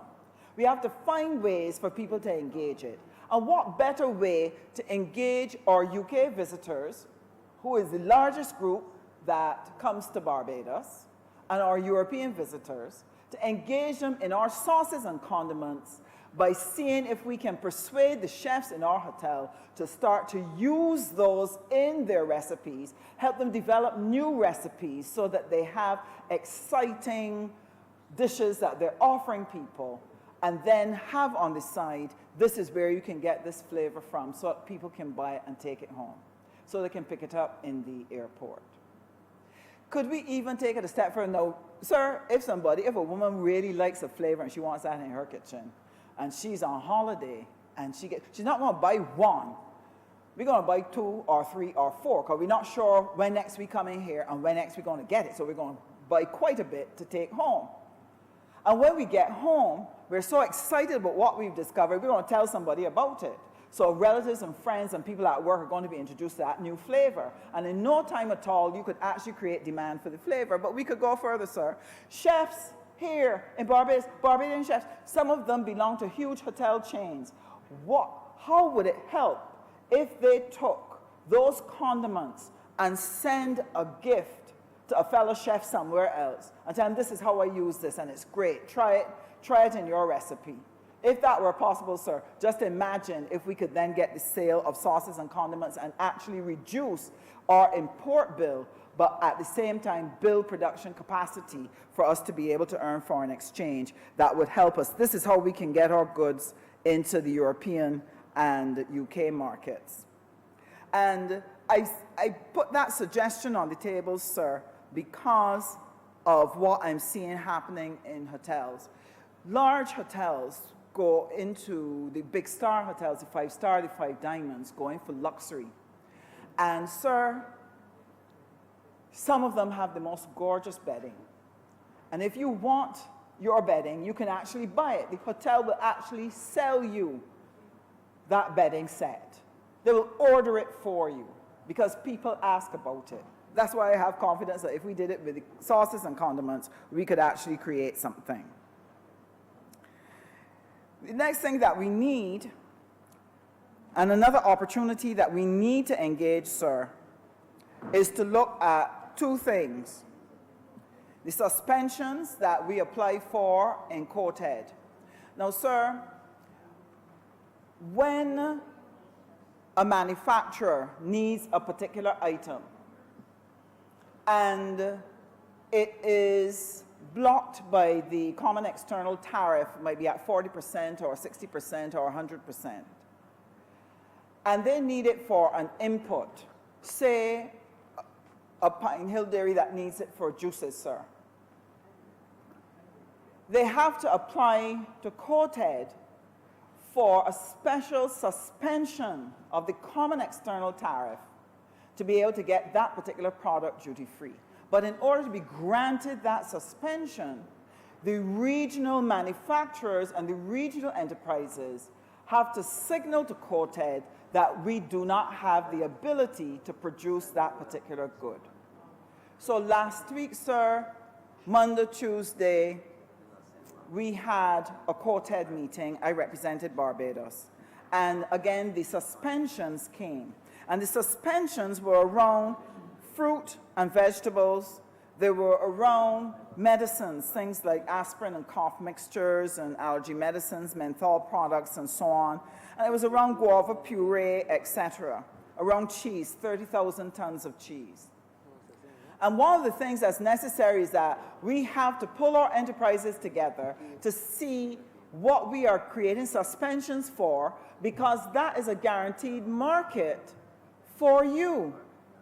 That if you can produce in the quantities, you have to pick an item that has sufficient quantities that should you produce it, it would be competitive with the imported product, then we could protect that domestic, that regional production and get that particular input into our manufacturers. One of the things, sir, that has been contentious across CARICOM at Coated has been around the importation of refined white sugar. There has been a battle, sir, between plantation white and refined white sugar. Refined white sugar comes from the UK. Sir, that a sugar producing region that sells its sugar to the UK has it refined and sold back to it. Or they take beet sugar and create the refined white sugar. And this region, sir, imports 397.5 metric tons of refined white sugar for use in jams and jellies, juices and drinks, ice cream, etc. The sugar producers like Belize, Barbados, Jamaica, other territories that produce sugar and that do plantation white are arguing that the plantation white sugar should be able to substitute for the sugar that is coming from the EU. That's what I'm talking about in terms of trade. That if we get our production right, we will be able to penetrate their markets. Sir, it has been a battle. It came to the point where they had to go and get an analysis to see if plantation white sugar is substitutable for refined white sugar. And by its nature, it has the possibility to be substitutable, sir. But there were some problems with the sugar. And so the analysis showed what were the problems with the plantation white sugar. And the producers of that sugar in the CARICOM countries were told what it is they needed to do so that we could then replace the sugar that we are importing, the 397.5 metric tons, how we could replace it with plantation white. It would make a lot of difference to the people in Belize, sir. It would make a lot of difference to people in Guyana and Jamaica and Barbados.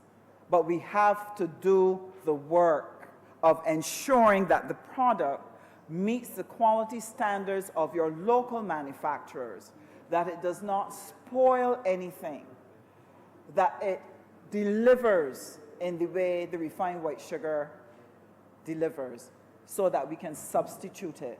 And this is how we would save foreign exchange, and we would actually broaden and stabilize our sugar industry. St. Kitts had to close theirs down because of the loss from the Lomé agreement, where we've lost our market in the UK. So there are things that we can do. There are things we can do. And the suspensions give us good opportunity, identifies good products that we can build production capability around.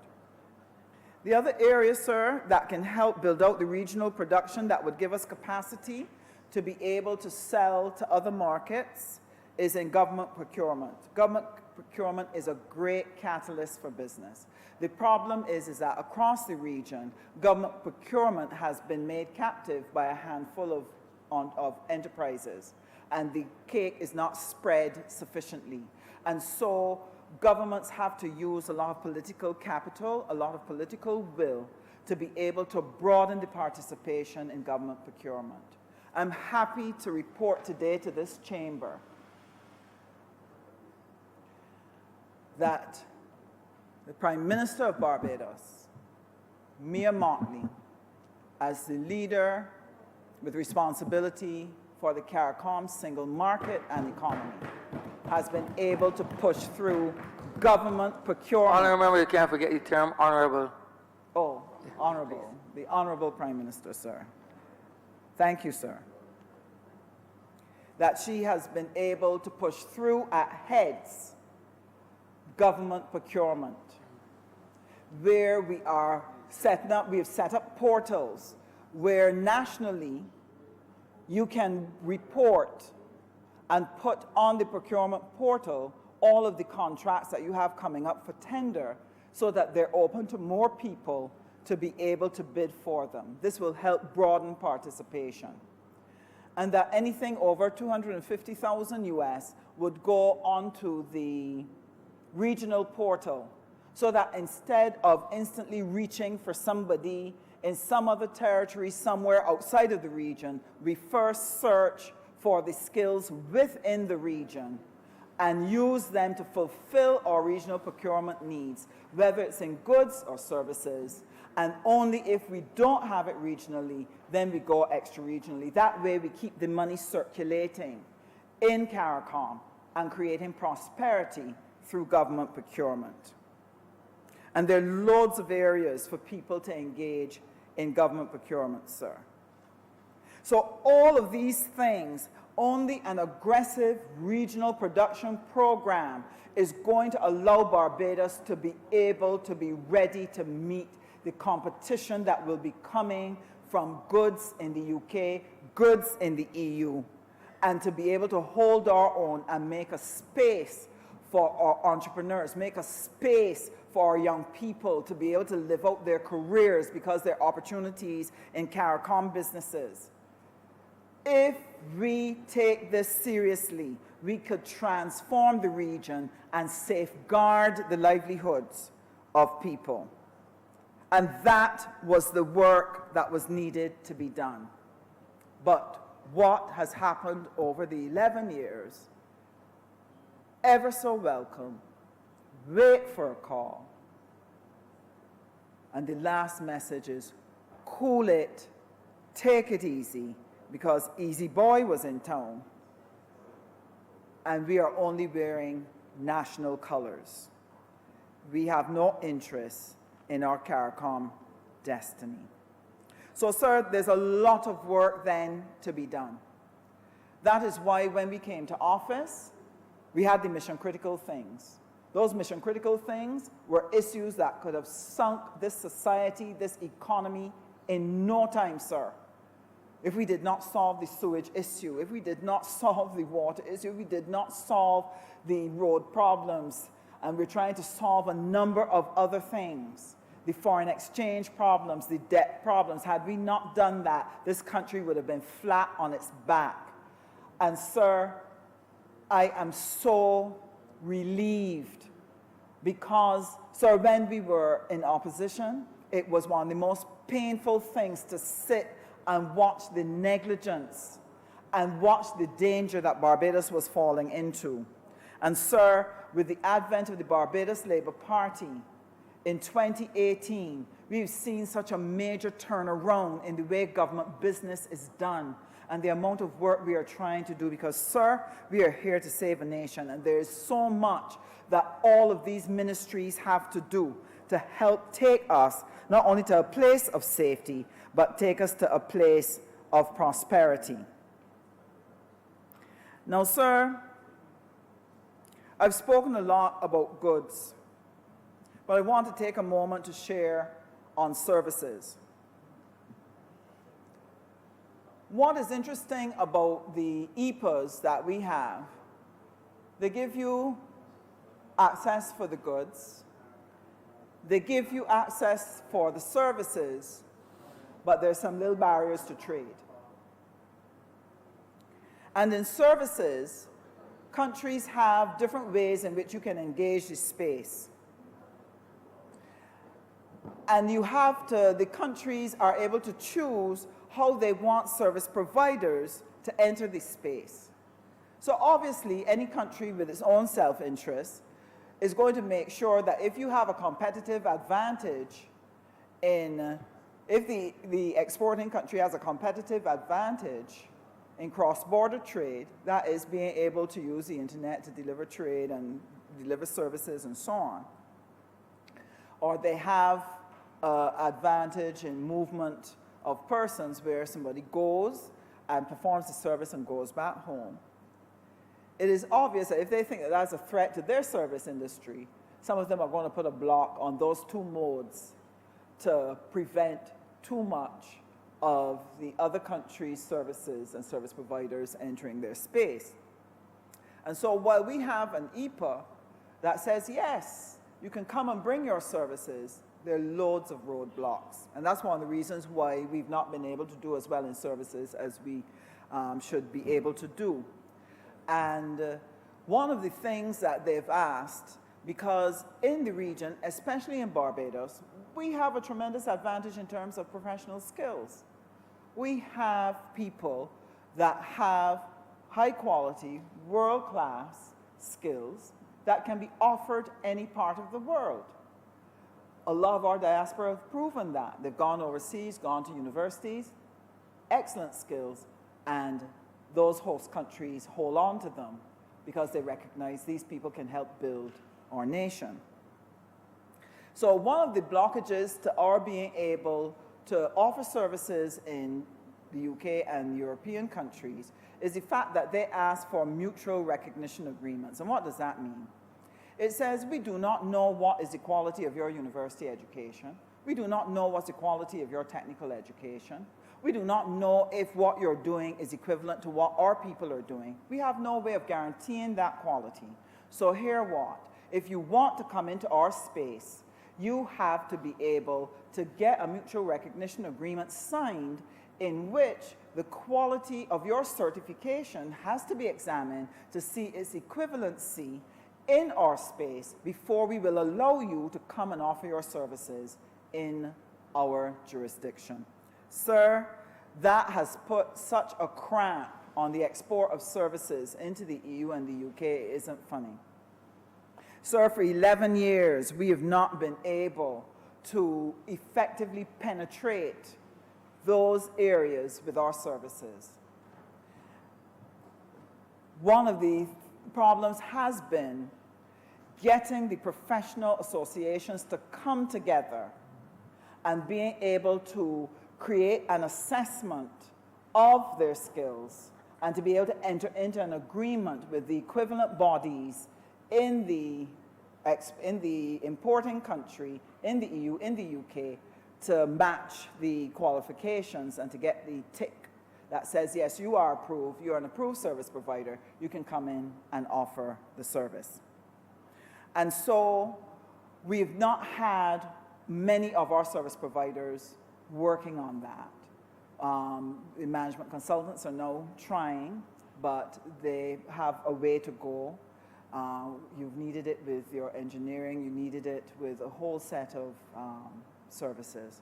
The architects, however, have been able to come together, and after 10 long years, sir, they are now, we received the news just this week, that the architects are now in a position where they're going to be able to sign off on an MRA so that they can export their services into the European Union and into the UK. And that is good, sir, because it will help us to be able to showcase the skills that we have here in Barbados. The cultural industries is another area in which we have tremendous advantage.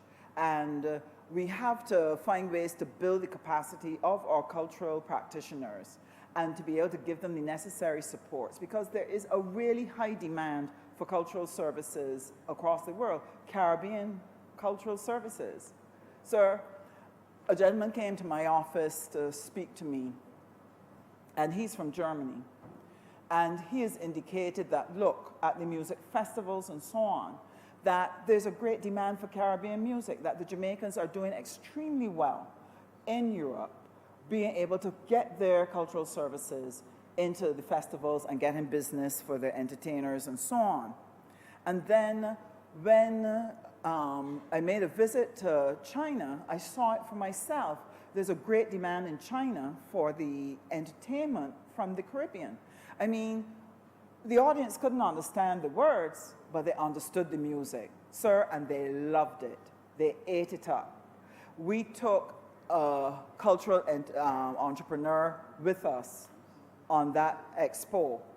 And sir, he did so well at the expo that he gained five opportunities for November to come back to China to perform. I could not have been prouder.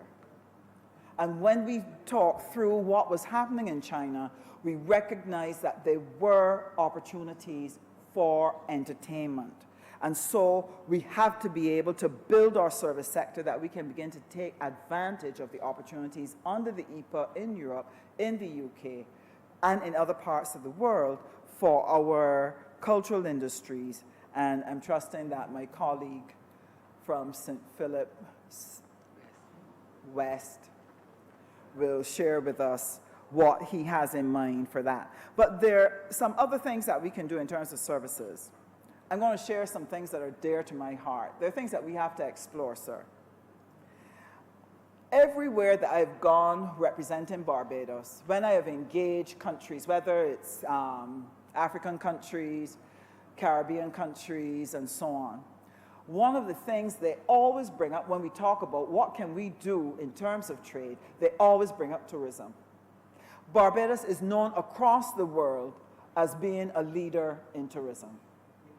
And that pleased me very much, to know that Barbados is still seen as a place that has expertise that could be made available to them. And they've asked us to engage them in helping them with their tourism product development. It is something that I long to see. Across the region, sir, in another life, when I had to travel across the region, offering my services as well, because I'm a services practitioner. Every hotel that I went to, I could find a Barbadian. Barbados has provided the region with a cadre of hotel managers, people who occupy positions as general manager, resident manager, housekeeping manager, entertainment managers, talent managers, all across the region. I butt up on people who would have honed their craft here in Barbados, and they're out there helping to build capacity in the region. Sir, I'm saying we can take it further. Barbados made some mistakes in the early years in the development of our tourism product, and we've learned those lessons. We know what they are. We have the opportunity now to sit down and put together all that we have learned and be able to put together a master plan for tourism product development, offering it as a consulting service. Sir, to Guyana, they want it. Suriname, sir, they want it. Ghana, sir, they want it. Kenya, sir, they want it. People across the world want help in building a culturally relevant tourism sector in their space. And I'm hoping that Barbados will get to the stage where we can actually engage that. That's one of my pet services, sir, that I want to see develop and moved across the world. I believe we can earn a lot of money from it. Another one, sir, civil administrative services. I may or may not be the only person in Barbados who believes in it. I don't know. But it's dear to me. I'll explain why. No civil service is perfect. You will have your good and your bad, just as you have in the private sector, your good and your bad. But one of the things that has always raised the Barbados Public Service above a number of other civil services in the world is the quality of some of its people, its specialists. Sir, we have people who are at the top of their game. We have technical officers that do excellent work. We were impressed at some of the presentations made to Cabinet when officers get up and share on their area of expertise and explain where Barbados is. And sir, Barbadians are really modest. We're doing some exceptional things and nobody knows about it. Nobody talks about it. The general public is not aware of what we're doing or what we have done. I will never forget, there was an interview on VOB about 4 years ago, and they were discussing with a medical team that had come into Barbados to do a special initiative with the Queen Elizabeth Hospital. They were coming to set up to do, I believe it was cancer tests. That they'd chosen Barbados as the place to be able to do the experiments and do the assessments, etc., and to be able to use our medical personnel to help them execute this, that they could develop data that will help them to develop the medications and the treatments that would be necessary to help us to cure and deal with cancer. So I remember that the interviewer said to the person who came in to organize it, they asked, but why did you select Barbados? And the reply was, well, Barbados had been chosen to get involved in an ice study, and they did the ice study so well and produced such excellent results. We had every confidence that we could give them the cancer study to do. The interviewer was surprised. He said, what ice study? So the interviewee was a little stunned. Well, how come you don't know about it? That is because, sir, Barbadians are busy doing good work, doing good things, and keeping quiet about it. And it got to stop. We got to blow a trumpet. We have to shout to the world what we can do. We have to showcase Barbadian excellence. That's another reason, sir, for having regathering to find our diaspora, because we are trying to find our global stories. We are trying to find the people who have been doing things of excellence and to be able to use those stories to promote Barbados in all the different places where we want to do business and to do trade, so that people know Barbados is a place that you can do business with. That's what we're doing. That is what we're doing. And, sir, we have people, one of the things they talked about the Barbados brand. And one of the things that I learned when we were last in office was that whenever an international body wanted to pioneer or to start some new initiative in the developing world, they had learned over time that Barbados had a way of taking an initiative, understanding the objectives, and making the necessary adjustments to make it fit the Barbadian case so as to produce superior results. And that time and time again, Barbados used to come out at top, first, leading in a number of things, because we had civil servants who were able to take these studies, take these initiatives, adjust them to suit the domestic land space, and implement it in a way to produce results. And that is how the Barbados brand was born. It was not born out of the private sector. It was born from out of the civil service. And I want people not to forget it. We have issues, but we also have some wonderful people that have done some wonderful, wonderful work. So what happened in the international arena, sir, was that anytime they then had something to do, Barbados would always be one of the chosen for the pilot project, because they knew that we were going to come up with a way to do it, that they could then take the Barbados brand, take the Barbados model, and then transplant it across Africa and across the CARICOM and different places, because that was the way we were able to operate. So when I say that we have civil administrative services, that if we take the time to document them, we take the time to improve them, especially now that we're using smart technology to be able to improve efficiency and improve the processes. If we were to take our civil administrative services to the max, sir, we could have a set of people who could go across the world offering civil administrative services to help other countries to transform their governments so that their governments are able to serve their populations with high quality, efficient services that will cause their economies to grow. And sir, the intended purpose of this government is to be able to bring the necessary public sector reform in Barbados to develop ourselves to go to that very highest level. And sir, I am trusting that when we are able to do that, we will be able to create the spin-off civil administrative services that we can earn foreign exchange. That civil servants, sir, could look forward to being able to buy shares in a consulting service, a civil administrative consulting service, that they're able, when they retire, to take their skills and go into that consultancy and be able to offer what they have learned to other countries across the world. It's important. It's important. I'll explain why it's important, sir. I know I've been speaking for a long time, but sir, I'm very passionate about these things. I'm very passionate about these things, sir. China, 1.2 billion people. 300 million of them travel. Sir, and because they are coming into wealth in a very fast way, young people, in no time at all, becoming multimillionaires. Sir, when I went to China, I realized you could not swing a cat without making money.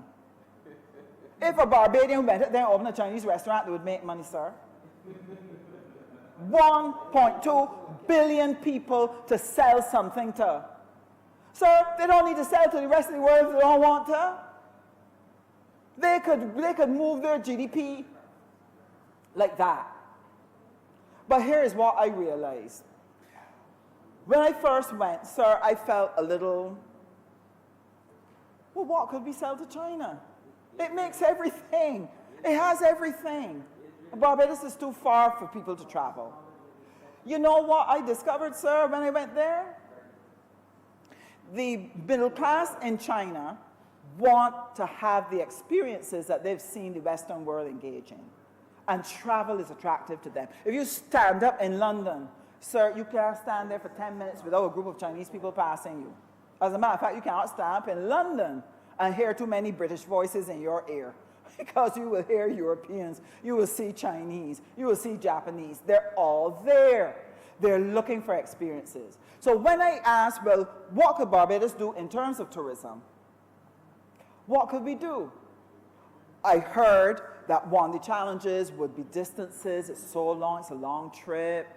I heard that really Chinese people are not interested in lying on the beach and getting a suntan. As a matter of fact, Chinese women protect their complexion with umbrellas all the time because they want to maintain as fair a skin as they can. So sea sand and sun is not going to be our attraction. So I asked the question, well, what would attract them to the Caribbean? And this is what they said. They said, look, they spend money. They're not going to come for a week. They're going to come for 2 weeks. They're going to come for 3 weeks. They like multi-destination tourism.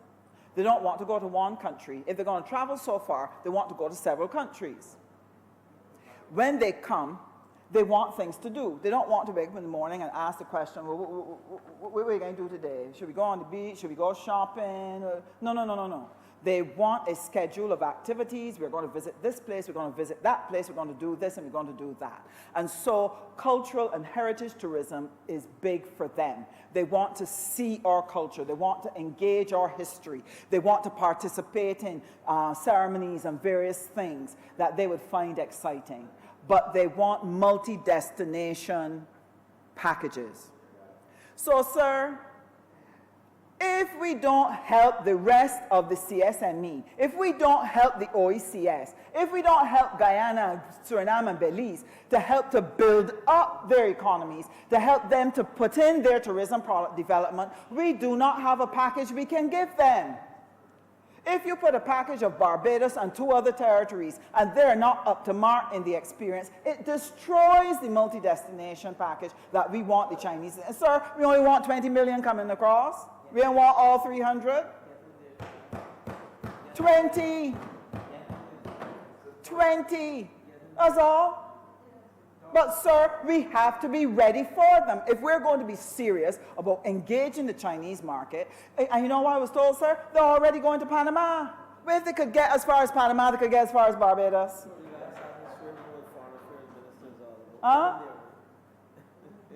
So sir, when I look at the opportunities, I had to send back a text to excited about what could happen in China. So therefore, we have to fast track the tourism product development, help the rest of the region to lift the product so that the quality is good, and then begin to build those multi-destination packages and go after that Chinese market. And I'm telling you, sir, if we're able to do that, we're going to be able to fill the coffers of government with revenue. We're going to be able to build our foreign exchange.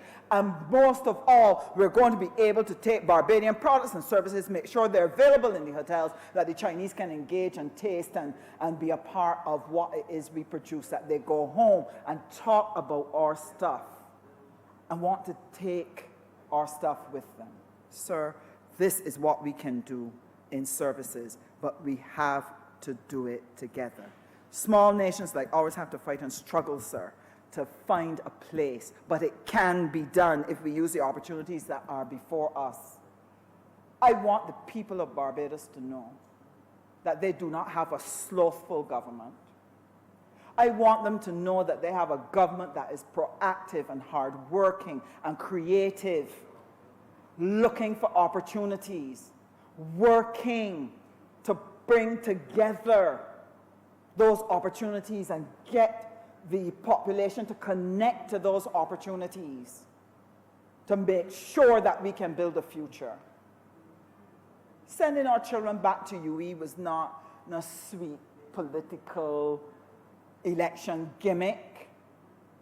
If you understand Barbados, you would know that you could never do that.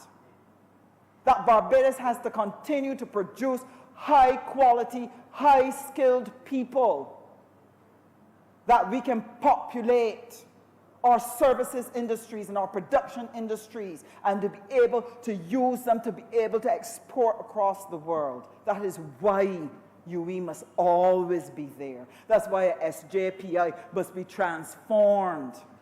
Sir, there's work to do, and my colleagues, every one of them, have work to do to help to make our trade strategy work.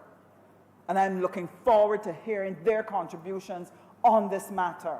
I'm looking forward to our collaborations, because in order to make this work, the silos have to drop. Ministries have to work together.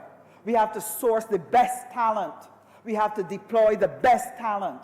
We have to take our limited resources and put those resources into key things that will grow the economy, that will generate more money for us, that we can then take that money and do our social services. We can take that money and look after our welfare, we can look after our senior citizens. Sir, that we can look after giving opportunities to other entrepreneurs that are coming along the road. We owe it to the people of Barbados to put them back on a road of prosperity.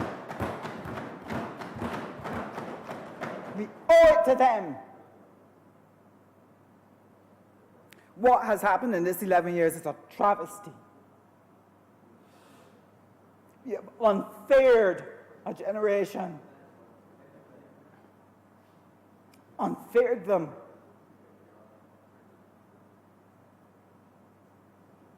I hear them in my constituency. Young people telling me, Miss Husbands, I have a degree, but I can't get a job. Miss Husbands, I was working, and I lost my job. I'm struggling now with my mortgage. this has not been fair to them. So, sir, I want to be able to commend this bill to my colleagues. I want to be able to say to them, I know they're tired. We've been working very hard, but we have to work harder in 2020. We have to make regathering work because we have to find our diaspora so that we can collect our assets, see what we have in terms of talent across the world, and how we're going to engage them in economic activity. We have to shut our ears to the noises of people talking about when they're traveling here, when they're traveling there. We have to travel. How are we going to engage the world if we stay at home? They're not coming to us. We have to go to them. How are we going to benefit from this EPA if we don't get out there and go and find the business?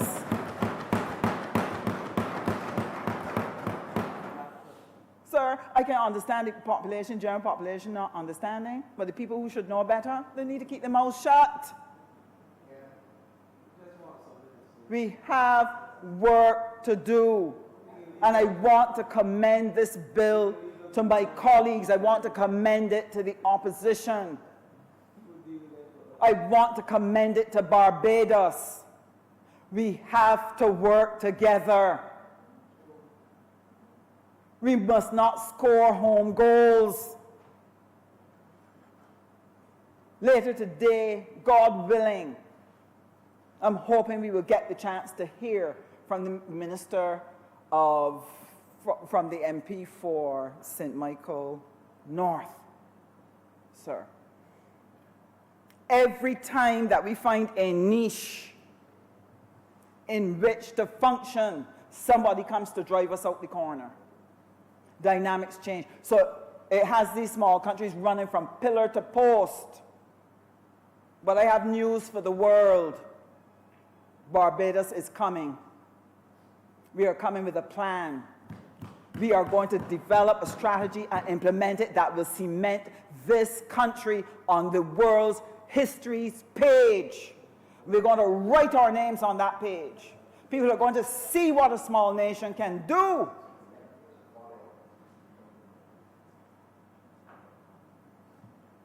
And I am privileged to be a part of it.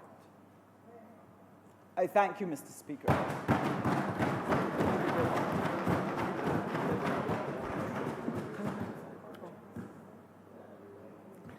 Mr. Speaker, I beg to move that the bill be read a second time. I'd like to second it, sir. I reserve my right to speak. Mr. Speaker, with that, I wish to suspend the sitting until 2:15 p.m. The question is that this honorable chair will be suspended until 2:15 p.m. All those honorable members in favor, please say aye. Those against, please say no. This chamber stands suspended until 2:15 p.m.